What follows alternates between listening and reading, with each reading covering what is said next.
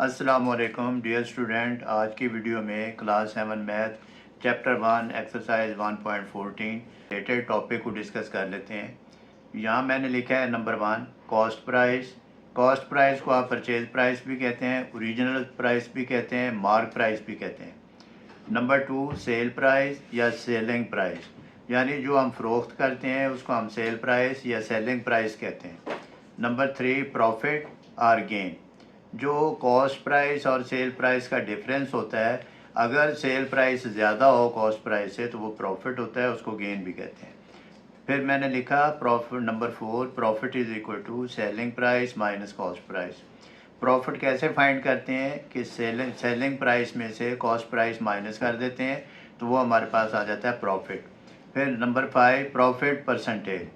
Profit percentage कैसे find करेंगे, लिखेंगे profit divided by cost price multiplied 100%। Number 6 है लॉस। लॉस का मतलब होता है नुकसान हो जाना। तो लॉस कैसे होता है, loss is equal to cost price minus sale price. यानी अगर आपकी कॉस्ट प्राइस ज़्यादा हो, जो आपने चीज़ परचेज़ की है, और आप जब फ़रोख्त कर रहे हैं तो वो कीमत कम मिले तो वो आपको लॉस होगा। इसको आप ऐसे भी लिख सकते हैं cost price greater than sale price. अगर कॉस्ट प्राइस सेल प्राइस से ज़्यादा हो तो फिर लॉस होता है। नंबर 8 लॉस परसेंटेज कैसे फाइंड करेंगे, लिखेंगे loss divided by cost price multiplied 100%। अब स्टूडेंट एक बात आपने याद रखनी है कि प्रॉफिट हो तो भी कॉस्ट प्राइस से डिवाइड करना है, लॉस हो तो भी कॉस्ट प्राइस से डिवाइड करना है। नंबर 9 है डिस्काउंट। डिस्काउंट का मतलब होता है mark price minus sale price, यानी कि जो टैग लगा होता है किसी भी आइटम पे, किसी भी आर्टिकल पे, उसमें से जब सेल प्राइस माइनस करते हैं तो वो डिस्काउंट आ जाती है। जैसे 100 इसकी मार्क प्राइस और सेल प्राइस 90 हो तो उसकी 10 डिस्काउंट आ जाएगी। फिर डिस्काउंट परसेंटेज फाइंड करेंगे, discount divided by mark price multiplied 100%। Mark price या ओरिजिनल प्राइस। तो स्टूडेंट ये थे different types of topic. Question number 1 है फिल इन द ब्लैंक, यानी आपने ब्लैंक जगह को फिल करना है। इधर बॉक्स दिया हुआ है। क्वेश्चन 1 का पार्ट 1 है कॉस्ट प्राइस 450, सेलिंग प्राइस 560। तो इसमें उसने प्रॉफिट पहले ही मेंशन कर दिया और हमने फाइंड करना है कि प्रॉफिट कितने। कि स्टूडेंट आप जानते हैं हमने पहले डिस्कस कर लिया है cost price, selling price, profit को। तो अब हम लिखेंगे profit is equal to solution में, अगर कॉस्ट प्राइस कम हो और सेलिंग प्राइस ज़्यादा हो तो प्रॉफिट होता है। तो प्रॉफिट इज़ इक्वल टू हम लिखेंगे सेलिंग प्राइस SP, शॉर्ट भी लिख सकते हैं, माइनस CP कॉस्ट प्राइस, या फिर आप पूरा लिख लें, लिखें selling price minus cost price. अब सेलिंग प्राइस हमारे पास कितनी है 560, माइनस कॉस्ट प्राइस कितनी है 450। तो इज़ इक्वल टू आंसर आ जाएगा हमारे पास 0 में से 0, 6 माइनस 5 1, 5 माइनस 4 तो 1 आ जाएगा 110। आप इसको वर्टिकल फॉर्म में लिख लें 560 450 0 1 1। तो यहाँ फिल कर देंगे 1 1 0। अब हम करेंगे part second. Student part second में जो हमें वैल्यू दी हुई है वो है cost price. Cost price is equal to 1230। फिर उसमें सेलिंग प्राइस है, सेलिंग प्राइस उसने दी है 1180। तो अब आप जैसा कि देख रहे हैं ये कॉस्ट प्राइस ज़्यादा है, सेलिंग प्राइस कम है, तो इसका सोल्यूशन फाइंड करेंगे। सोल्यूशन में देखेंगे कि ये लॉस है या प्रॉफिट है। अब हमने इधर फिल भी करना है ब्लॉक, तो हम लिखेंगे लॉस इज इक्वल टू, ये ब्लॉक बना देंगे। हम लिखेंगे सोल्यूशन में, अब कॉस्ट प्राइस 1230, सेलिंग प्राइस 1180। ये देखें ये वैल्यू कम है, ये ज़्यादा है। अगर कॉस्ट प्राइस ज़्यादा हो और सेलिंग प्राइस कम हो तो फिर लॉस होता है। अब हम लिखेंगे cost price minus selling price.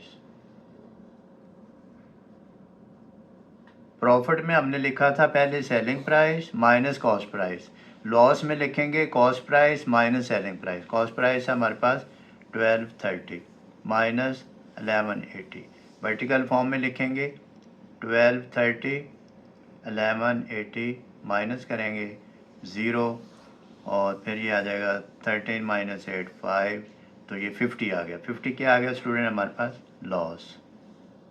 Loss is equal to 50। अब हम लिख देंगे यहाँ 50।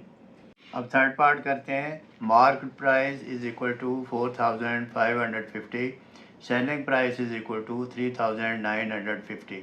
तो इसमें हमने डिस्काउंट फाइंड करना है, ब्लॉक में फिल करना है। अब मार्क प्राइस ज़्यादा है और सेलिंग प्राइस कम है, तो इसका मतलब उसको डिस्काउंट मिली है। अब हम लिखेंगे सोल्यूशन, सोल्यूशन में लिखेंगे discount, discount is equal to market price, यानी कि जो टैग लगा होता है या जो कीमत लिखी होती है, माइनस सेलिंग प्राइस। अब मार्क प्राइस इसमें कितनी है? 4550 माइनस 3950। इसको वर्टिकल फॉर्म में लिखेंगे 4550 3950 माइनस करेंगे 0 0 15, यहाँ से बारह लेंगे 15 माइनस 9 कितना हो जाएगा? 6, तो 600 आ गया डिस्काउंट। ये हम फिल कर देंगे यहाँ 600। क्वेश्चन 2 है, bakery sold 1 kg of sweets for ₹1250। 1 kg sweet cost was ₹1100। Did the owner make profit और loss? Calculate the amount of profit और लॉस। तो एक बेकरी 1 kg स्वीट की कीमत चार्ज करती है 1250, यानी 1 kg स्वीट 1250 रुपये में सेल करती है, जबकि 1 kg स्वीट की कॉस्ट जो है वो 1100 है। पूछा उसने ये है कि did the owner make profit और लॉस, कि ओनर ने मुनाफा कमाया या नुकसान हुआ, प्रॉफिट या लॉस। कैलकुलेट दी अमाउंट, फिर हमने ये भी बताना है कि कितनी अमाउंट जो प्रॉफिट हुआ है या लॉस हुआ है। अब हम इसमें सोल्यूशन में लिखेंगे, डाटा बनाएंगे, लिखेंगे cost price of 1 kg sweet is equal to 1100 rupees 1100। फिर हम सेल या सेलिंग प्राइस ऑफ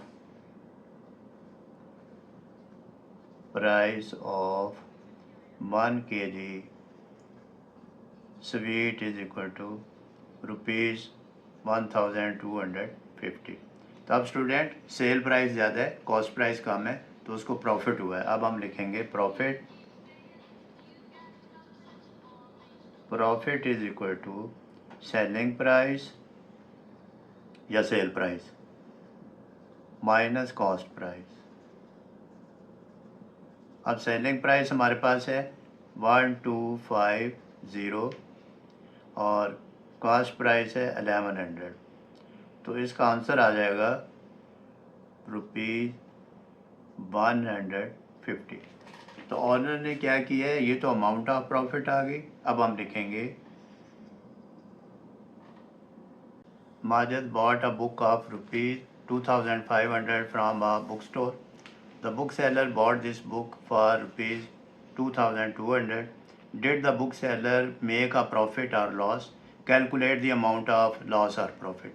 तो क्वेश्चन में उसने सीधा सीधा ये नहीं बताया कि ये कॉस्ट प्राइस है, ये परचेज प्राइस है, ये सेल प्राइस है। आपने खुद आइडेंटिफाई करना है। माजिद एक कस्टमर है, उसने बुक खरीदी बुक स्टोर से 2500 की, और फिर उसने ये बताया कि the book seller bought this book, यानी कि जो स्टोर वाला बुक सेलर है, जो किताब बेचने वाला है या स्टोर वाला है, उसने 2200 की बुक खरीदी थी। तो अब इसमें कॉस्ट प्राइस कौन सी है? ये कॉस्ट प्राइस है 2200। सेल प्राइस कौन सी है? 2500।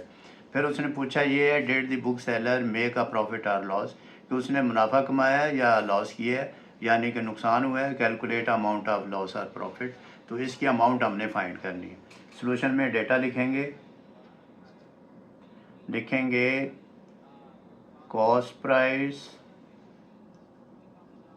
ऑफ बुक, अगर बुक ना भी लिखें कॉस्ट प्राइस लिखें तो भी ठीक है, कॉस्ट प्राइस ऑफ बुक ₹2200, फिर सेल प्राइस यानी कि selling price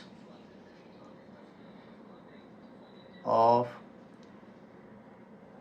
book is equal to ₹2500। अब सेल प्राइस ज़्यादा है, कॉस्ट प्राइस कम है, तो उससे क्या हुआ, प्रॉफिट हुआ। अब हम लिखेंगे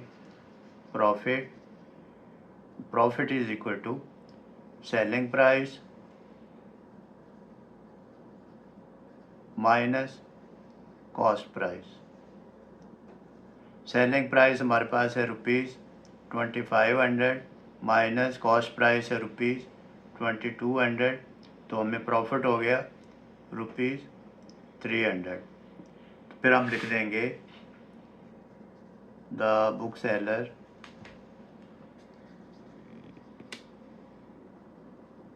मेड अ प्रॉफिट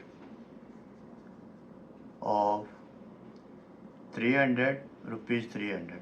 फिर हम इसमें लिख देंगे द अमाउंट ऑफ